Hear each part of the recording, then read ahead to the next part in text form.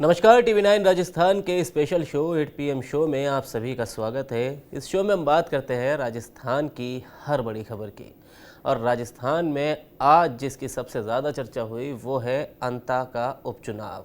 देखिए, कंवरलाल मीणा जो बीजेपी से विधायक थे अंता से, उनकी सदस्यता रद्द कर दी गई क्योंकि कोर्ट ने उन्हें 3 साल की सज़ा दी थी। जिसके बाद उन्होंने हायर कोर्ट में भी अपील की, बट उन्हें कोई राहत वहाँ से नहीं मिल पाई। अब इसके बाद उन्होंने दया याचिका काफ़ी दिन पहले ही लगा दी थी। दया याचिका समझे तो कि उन्होंने राज्यपाल से क्षमा की वो की थी कि उनकी सज़ा को कम कर दिया जाए या माफ़ कर दिया जाए। अब उसको लेके सियासी गलियारों में कई सवाल उठने लगे और इन सवालों पर मुहर लगाई है टीकाराम जूली और ख़ुद नरेश मीणा ने सोशल मीडिया प्लेटफॉर्म एक्स पर एक पोस्ट किया जिसमें उन्होंने लिखा कि मैं बीजेपी से चुनाव लड़ने के लिए हाँ कर देता तो अंता में विधानसभा उपचुनाव ज़रूर होता, लेकिन मेरे बीजेपी का ऑफर ठुकरा देने के बाद और सर्वे की रिपोर्ट देखने के बाद सरकार अंता उपचुनाव नहीं करवाएगी और ये मैंने पहले ही कह दिया था। ये सोशल मीडिया प्लेटफॉर्म एक्स पर नरेश मीणा ने पोस्ट किया। इसके बाद टीकाराम जूली का भी बयान आया, जिसके बाद ये मुहर लग गई कि और ये सवाल भी उठने लगे कि क्या अंता में उपचुनाव में उतरने से बीजेपी कतरा रही है, घबरा रही है? क्या बीजेपी को लगता है कि बीजेपी अगर अंता में उपचुनाव लड़ने के लिए उतरेगी तो वो जीत नहीं पाएगी और नरेश मीणा बाजी मार ले जाएंगे? और क्योंकि नरेश मीणा पर इन दिनों कांग्रेस भी काफ़ी मेहरबान चल रही है और नरेश मीणा भी कांग्रेस पर काफ़ी मेहरबान चल रहे हैं, तो क्या इसीलिए बीजेपी अंत उपचुनाव में नहीं उतरना चाहती? खैर, ये कई सियासी सवाल हैं जो चर्चा का विषय बने हुए, लेकिन इससे इतर मुख्यमंत्री भजनलाल शर्मा का एक वीडियो वायरल होना शुरू हो गया अभी दोपहर से ही। उस वीडियो में मुख्यमंत्री भजनलाल शर्मा मंच पर दिखाई दे रहे और लगातार 3 मिनट तक सरकारी कार्यक्रम मंच पर लगातार 3 मिनट तक, देखिए आपकी देख भी सकते हैं कि लगातार 3 मिनट तक ये बात करते रहे। मंच से उठ के भी चले गए, फिर 3 मिनट पर के बाद वापस आए। तो अब सवाल ये उठ रहे हैं कि क्या ये कॉल वसुंधरा राजे को लेकर थी? क्या दिल्ली से बुलावा आ गया है? क्योंकि जब 25 सितंबर को प्रधानमंत्री नरेंद्र मोदी ने बांसवाड़ा का दौरा किया था तो उस वक्त एक और विजुअल वायरल हुआ था जिसमें वो वसुंधरा राजे से प्रधानमंत्री नरेंद्र मोदी हाथ जोड़े सामने नजर आ रहे हैं, लेकिन वसुंधरा राजे के जो तेवर थे वो बड़े सख्त थे। तो इन्हीं दोनों मुद्दों को लेकर बात करेंगे सुमित देवड़ा के साथ, जो राजस्थान से हमारे साथ जुड़ गए हैं, और बात करेंगे कि आखिर इसके अलावा क्या क्या सवाल उठ रहे हैं और क्या क्या इनके सियासी मायने लगाए जा रहे हैं। तो सुमित, नरेश मीणा की भी बात करेंगे, लेकिन उससे पहले ये जो विजुअल अभी स्क्रीन पर नज़र आ रहे हैं, देखिए ये काफ़ी वायरल हो रहे हैं भजनलाल शर्मा के, कि मंच पर खड़े थे, 3 मिनट तक लगातार बात की। और हाल ही में मुख्यमंत्री और प्रधानमंत्री बांसवाड़ा पहुंचे थे, तब वसुंधरा राजे और प्रधानमंत्री नरेंद्र मोदी का विजुअल जो है एक वायरल हो रहा था जिसमें वसुंधरा राजे काफ़ी सख्त नज़र आ रही थी और कहने तो लोग ये भी लगे थे कि नरेंद्र मोदी जी उनके सामने काफ़ी नरम दिखाई दिया। ऐसा पहली बार हुआ जब वो इस तरह से हाथ झटकती हुई नज़र आ रही। तो इसके क्या सियासी मायने, क्या दिल्ली से कॉल आ गई है वसुंधरा राजे को लेकर? क्योंकि कैबिनेट रिशफल की भी बात फिर दोबारा से चर्चा में आ गई है। देखिए, पिछली बार जब प्रधानमंत्री नरेंद्र मोदी अभी बांसवाड़ा दौरे पर थे और जिस तरह से पूर्व मुख्यमंत्री वसुंधरा राजे के साथ में उनकी बात करते हुए जिस तरह से वीडियो वायरल हुआ, देखिए मंच पर जिस तरह से पूर्व मुख्यमंत्री वसुंधरा राजे को तवज्जो दिया गया और उनके साथ में करीब 1 मिनट तक बातचीत हुई, ये वीडियो वायरल हुआ। इसके कई सियासी मायने निकाले गए और कहीं न कहीं इसके बाद में बीजेपी में गुटबाजी की बात भी शुरू हो गई, क्योंकि लंबे समय से कांग्रेस में जो है, खासकर जब से एसीबी की क्लोजर रिपोर्ट जब अशोक गहलोत द्वारा मानेसर कांड को लेकर जब स्वीकार की गई थी, तभी से गुटबाजी की बात कांग्रेस में की जा रही थी। इसके बाद में जब अब जो है भाजपा में भी इसी तरह की बात शुरू हो चुकी है कि क्या पुराना खेमा वापस एक्टिव होता हुआ नजर आ रहा है। और आज जिस तरह से एक फोन आया और मुख्यमंत्री जी जिस तरह से चिंतित नजर आए और चिंतित होते हुए वे बात करते हुए जो है सीट से भी खड़े हो गए और फिर चलना शुरू कर दिया, फिर वापस बैठे और लंबे 3 मिनट तक बीच कार्यक्रम में बातचीत चलती रही। इससे कई मायने निकाले जा रहे हैं। माना जा रहा है कि जो है दिल्ली से फोन आया, हालांकि पूर्व मुख्यमंत्री वसुंधरा राजे से संबंधित ये फोन था या नहीं था, लेकिन राजस्थान के महत्वपूर्ण निर्णय पर या कोई न कोई राजनीतिक हलचल जरूर है, जिसको चलते जो है जी मुख्यमंत्री को यह फोन आया है, तो इसको लेकर अब चर्चा जो है शुरू हो चुकी है। जी जी। अंकल। तो ये तो रही खैर मुख्यमंत्री भजनलाल शर्मा का जो वीडियो वायरल हो रहा है वो। अब वापस आते हैं नरेश मीणा पर। देखिए, नरेश मीणा के पोस्ट के बारे में हम बता चुके हैं। टीकाराम जूली ने क्या कुछ कहा, पहले आपको वो सुनवा देते हैं और फिर उसके बाद चर्चा को आगे बढ़ाएंगे। एक प्रकरण मेरी जानकारी में आया है कि सरकार जो है कंवरलाल मीणा एमएलए की सजा कम करना चाहती है और उसका प्रपोजल बना के वो वापिस जो है राज्यपाल महोदय के पास, महामहिम के पास भेज रहे हैं। ये तरीका गलत है। एक तरफ तो आप कहते हो मोदी जी वहां पे कानून बना रहे हैं कि जो मंत्री या मुख्यमंत्री 1 महीने तक किसी मामले में जेल में रहेगा तो उसकी जो है वो पद स्वतः ही चला जाएगा, और इधर आपका बीजेपी का एमएलए है तो जेल के अंदर होते हुए भी आप उसकी सजा कम करना चाहते हो। कितने मुकदमे उसके ऊपर हैं।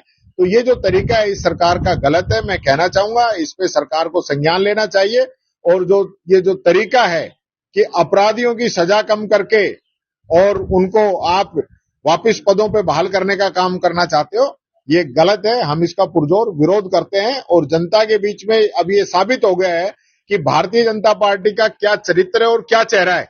अपराधी कोई भी हो, चाहे वो कितना भी भ्रष्टाचार करे, बीजेपी ज्वाइन कर ले तो उसके सारे अपराध भी खत्म हो जाएंगे और सजा भी माफ हो जाएगी। तो देखिए, ये था वो टीकाराम जूली का बयान, जिसके बाद बीजेपी क्या अंत उपचुनाव में उतरने से डर रही है, इस सवाल पर मुहर लगा रहा है। लेकिन ये सवाल आखिर उठ ही क्यों रहा है, इसके लिए भी किरोड़ीलाल मीणा का एक बयान था जब वो जेल में मिलने के लिए कंवरलाल मीणा से गए थे, और उन्होंने जेल से बाहर आकर क्या कुछ कहा था, जेल उनकी सज़ा को लेकर क्या कुछ कहा था, वो सुन लीजिए और फिर सुमित से इसको लेकर सवाल करेंगे। लीगल मामला है तो मैं कुछ सीधा बता नहीं सकता। इस मामले में वकील ही कुछ कह सकते हैं। अब इसमें राज्यपाल, राष्ट्रपति कौन इस सजा को माफ करता है, विस्तृत जानकारी मेरे को है नहीं, तो मैं एटेंडम आपको कुछ कह नहीं सकता। पर इन्होंने गवर्नर तक बात पहुंचाई है, तो मेरे को इन्होंने कहा है तो मैं भी गवर्नर साहब से मिलूंगा। कानून रूप से कुछ हो सकता होगा तो मैं निवेदन करूंगा। तो देखिए, ये था किरोड़ीलाल मीणा का वो बयान, जिसके बाद अब ये सवाल उठने के लगे हैं। तो सुमित, देखिए, टीकाराम जूली का भी बयान सुना, किरोड़ी का भी बयान सुना कि आखिर क्यों बीजेपी पर सवाल उठ रहे, तो आखिर इसके सियासी मायने क्या है, क्या नरेश मीणा सही कह रहे, और टेक्निकल पहलू भी एक बार ज़रा बताइएगा कि अगर उनकी सज़ा माफ़ हो जाती है या कम भी हो जाती है 2 साल से कम, तो क्या वो सदस्यता रद्द होगी? क्योंकि हमने भी कुछ लोगों से बात की तो वो तो इसी तरह की जवाब दे रहे हैं कि देखिए, चाहे उनकी पूरी सज़ा भी माफ़ कर दी जाए, लेकिन सदस्यता जो रद्द की गई है वो वापस से बहाल, एक तो उनकी विधायकी नहीं हो पाएगी, दूसरा उपचुनाव होना तय ही है। देखिए, बिल्कुल इस चीज को लेकर बड़ा कंफ्यूजन हो रहा है। तो हम इस बात को सबसे पहले जो है स्पष्ट कर दें कि उनकी कंवरलाल मीणा की सदस्यता की बात जब तक है वो सदस्यता जा चुकी है। हालांकि उनकी जो है माफीनामे पर अगर राज्यपाल जो है कुछ निर्णय करते हैं और उनकी सजा को कम करते हैं तो उनकी सजा जरूर कम हो सकती है या फिर माफ हो सकती है। लेकिन जो अंता पर विधानसभा चुनाव है उनकी सदस्यता वापस बहाल नहीं होगी।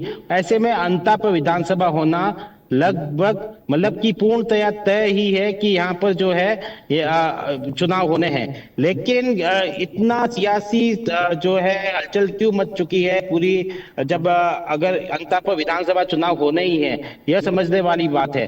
देखिए, कंवरलाल मीणा अगर वापस उनकी सजा कम होती है और अंता विधानसभा चुनाव से पहले वे अगर जेल से बाहर आ जाते हैं तो इसके कई सियासी जो है समीकरण चेंज हो सकते हैं। और भाजपा जब यहाँ पर कमजोर होती हुई दिखाई दे रही है, जब से नरेश मीणा अनशन पर बैठे, भाजपा के खिलाफ, सरकार के खिलाफ उन्होंने मोर्चा खोला, और हाल ही में कल ही जो है एक सभा को संबोधित करते हुए उन्होंने कहा कि मैं कभी भी भाजपा के अंदर नहीं जाऊंगा, यहां तक कि मुझे भाजपा में शामिल होने का ऑफर दिया गया था, लेकिन मैंने वह ऑफर ठुकरा दिया क्योंकि मैं कभी भी अपने जिंदा रहते हुए कभी भाजपा ज्वाइन नहीं करूंगा।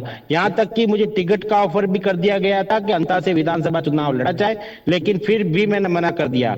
अगर कांग्रेस टिकट नहीं देती है, मुझे ससम्मान वापस नहीं लेती है, तो मैं निर्दलीय चुनाव लड़ूंगा, लेकिन मैं कभी भाजपा में नहीं जाऊंगा। ऐसे में भाजपा की मुश्किलें बढ़ रही है। जिस तरह से नरेश मीणा का कद जो है लगातार बढ़ता जा रहा है, उनमें उनके जो है जिस तरह से उन्हें सर्व समाज का समर्थन मिलता हुआ दिखाई दे रहा है। पहले गुर्जर मीणा समाज के समर्थन की बात की जाती थी, लेकिन जब से उन्होंने झालावाड़ स्कूल हादसे को लेकर जिस तरह से मुद्दा उठाया और पीड़ितों की मांग उठाई, और किस तरह से जो है बिना सरकार के सहयोग से इतना पैसा जुटाना एक बड़ी जीत है नरेश मीणा की, और यह एक छोटी बात नहीं है। ऐसे में कहीं न कहीं उनका कद जो है राजनीतिक कद बड़ा है। इसके बाद में अगर वे चुनाव में जाते हैं तो उनकी जीत एक प्रबल दावेदार जीत के वे हैं, और अगर वे कांग्रेस उन पर भरोसा जताती है और कांग्रेस उन्हें ससम्मान वापस लेती है, क्योंकि उन्होंने जनसभा को संबोधित करते हुए यह भी कहा कि अगर कांग्रेस ससम्मान वापस लेती है तो ही वे कांग्रेस में वापस जाएंगे। अगर कांग्रेस उन्हें वापस देती है लेकिन टिकट नहीं देती है, तो ऐसे में वे टिकट जो है कांग्रेस में वापस नहीं जाएंगे। इसका खुद जवाब जो है उन्होंने जनता से लिया, और जनता की भी इसी में सहमति जताई है। तो ऐसे में अगर कांग्रेस में वापस जाते हैं तो यह तो तय ही है कि अंता में विधानसभा चुनाव होता है तो नरेश मीणा कांग्रेस की तरफ से उम्मीदवार होंगे ही, और अगर वे उम्मीदवार होते हैं तो एक प्रबल जीत के दावेदार होंगे। देखिए, पहले ही भाजपा जो है अंतर्कलह से जूझ रही है, क्योंकि बाहरी का मुद्दा पहले से यहाँ पे करवाया हुआ है।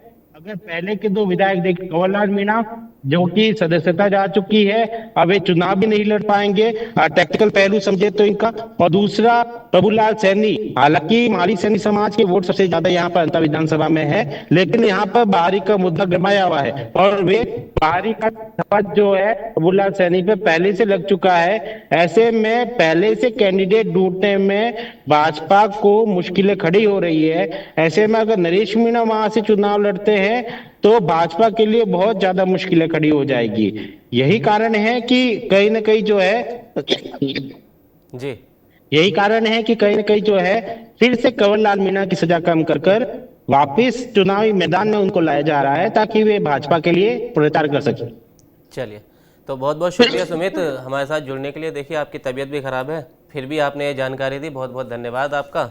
तो देखिए, नरेश मीणा और दूसरी तरफ वसुंधरा राजे पूर्व मुख्यमंत्री, लगातार भजनलाल शर्मा और मदन राठौड़ की भी, क्योंकि प्रदेश अध्यक्ष है, दोनों की ही परेशानी बढ़ा रही हैं। क्योंकि एक तरफ भजनलाल शर्मा का इस तरह वीडियो वायरल होना, और इससे पहले भी मुख्यमंत्री वसुंधरा राजे को लेकर कई सवाल उठना, और अब नरेश मीणा लगातार पूरी तरह से एक्टिव हो चुके हैं। अंत उपचुनाव की पूरी तैयारी वो पहले से ही कर चुके हैं, क्योंकि जब वो जेल से बाहर आए थे तभी उन्होंने ऐलान कर दिया था कि वो अंत से उपचुनाव में ज़रूर उतरेंगे, सियासी मैदान में वो ज़रूर अपनी किस्मत एक बार फिर से आजमाएंगे, और कांग्रेस भी अब उन पर देखिए मेहरबान नज़र आ रही है। इसके साथ साथ आपको देखिए बता दें कि जब अंत उपचुनाव को लेकर दोनों पार्टियों ने अपना अपना सर्वे करवाया, तो उसमें दोनों ही पार्टियों में, क्योंकि सूत्रों से यह खबर है कि नरेश मीणा दोनों से ऊपर दिखाई दे, कि अगर नरेश मीणा इस बार निर्दलीय वहाँ से लड़ते हैं तो जीत दर्ज ज़रूर करेंगे। इसीलिए कांग्रेस भी लगातार नरेश मीणा के समर्थन में खड़ी दिखाई दे रही है, और अब नरेश मीणा भी कहीं ना कहीं कांग्रेस के साथ साथ दिखाई दे रहे हैं। अब आने वाले समय में अंत उपचुनाव होगा, और क्या बीजेपी उसमें कंवरलाल मीणा पर ही फिर से दाव लगाएगी, और क्या कांग्रेस नरेश मीणा पर दाव लगाएगी और उनको मैदान में उतारेगी, ये सब देखने वाली बात होगी। TV9 राजस्थान पर सब आपको बताते रहेंगे। फिलहाल के लिए दीजिए इजाज़त, शुक्रिया।